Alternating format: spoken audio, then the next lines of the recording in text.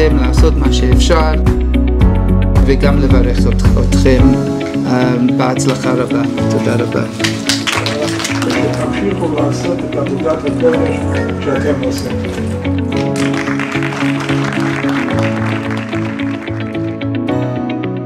קיבלתי ביום עיון כלים מטורפים לחיים, איך לגשת לחניכים, איך לדעת להפעיל צוות. זה לא מובן מאליו שיש צוות שככה אכפת לו מהחבר'ה שלו ומהצוות שלו, ואני מעריכה את זה מאוד. תודה רבה.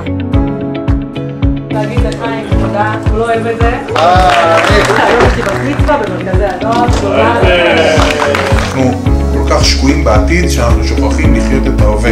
כל אחד צריך להיות מחובר למשהו. אדם שהוא לא מחובר הוא תלוש, עם שערה, אנחנו מחזיקים 10 אנשים ביחד, יש לנו סיכוי יותר גבוה לפרוט את השערה הזאת. יש מלא שערות. אני יודע שיש לי כתובת. אני יודע שיש לי מקום, יש לו מקום, יש לו כתובת. זה מה שאנחנו מחפשים. צופית גן, ברוכה הבאה. אומרים עליי שאני אמיצה. יש לי איזה מין יכולת כזאת לא לפחד מבעיות של אחרים. אני לא נבלת. תוותרו על כל הצד האישי שלכם כדי לוודא שהנוער שלנו מקבל את החום, האהבה וההדרכה שהוא צריך ברגעים הקשים ביותר שלו, במיוחד שלהם. אני מצדיע לכם.